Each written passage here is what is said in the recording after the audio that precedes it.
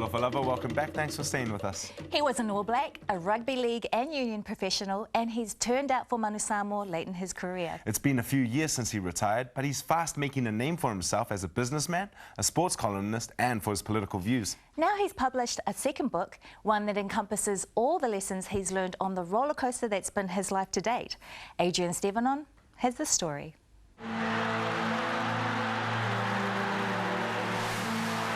Tuigamala, that's the end. Now Gus Scott. Oh, Tuigamala by Inga Tuigamala used to be judged by his moves on the field. Oh, that's a super try. These days he plays by a different set of rules. Now in life, the big score is being able to look yourself in the eye. When you get what you want and you struggle for self and the world makes you a king for a day, just go to the mirror and look at yourself and see what that man has to say. Today, he's a funeral director, and strange as it may seem, lesson one is the dead can teach you a lot about life, and Inga's been their student for 3 years. I see a lot of beautiful flower arrangements at the funerals and my funeral home at the gravesite. But wouldn't it be better if those loved ones would have got all those flowers whilst they were still alive? Wouldn't it be better to say all the wonderful things you want to say to the person while he's still alive? Tuigamala's written a book before, but admits really there wasn't much to say. But this new one packs in the last decade plus of his life. He wants to share the enormous highs and devastating lows. And the whole crowd stood up and went, "You're a waste of money. You are a waste of money. You're a waste of money." He figures the more people he can help, the better. Lesson 2, fight for your dreams. I'm a die-hard advocate for young people to stand up and look at their dreams and follow their goals and follow their dreams and let no one tell you that they're not good enough. Back when Inga was an All Black, you may have thought he was living the dream. And it's just good to go out there and play good hard rugby. Problem was, he was living it in his mother's garage with his wife and 2 kids, mostly jobless. And all I wanted to do was actually to own a free home house that my father failed to do, you know? So when he was offered a contract to play for English League club Wigan, he took it to give his family a better life.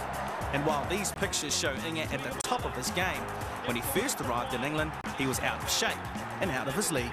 That became a rude awakening when I went to league and realised that, gee, my body physically, my mind mentally, and my will emotionally, I just wasn't nowhere near the competitiveness that is required in that game.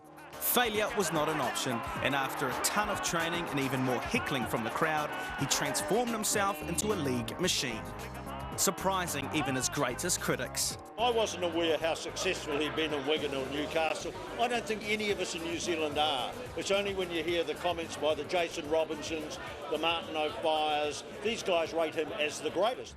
Some people say you're a straight shooting chum and even call you a wonderful guy. But the man in the glass says you're only a bum if you can't look him smack in the eye.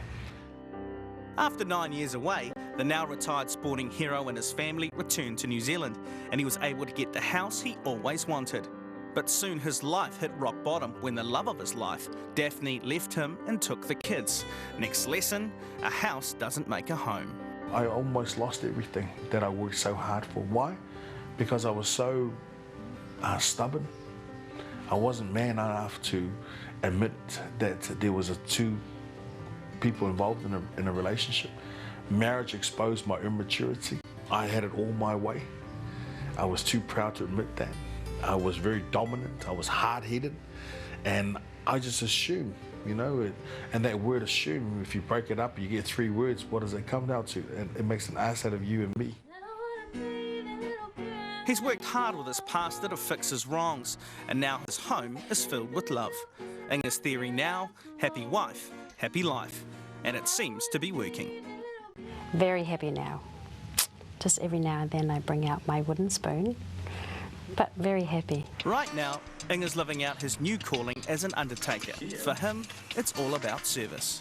I find it a real privilege to be able to be in a position where families do open up their hearts, open up their emotions, open up their homes to me, you know, because I'm just a servant. That's all I am, a servant in the time of need.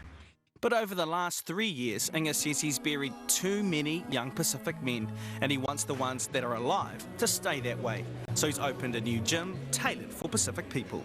This is for our own people, that our own people can feel welcome, feel loved, and be given the opportunity to exercise and change their mindset, you know, and have a different outlook and a positive outlook on themselves. He also knows he's got to make some changes himself. I've exploded.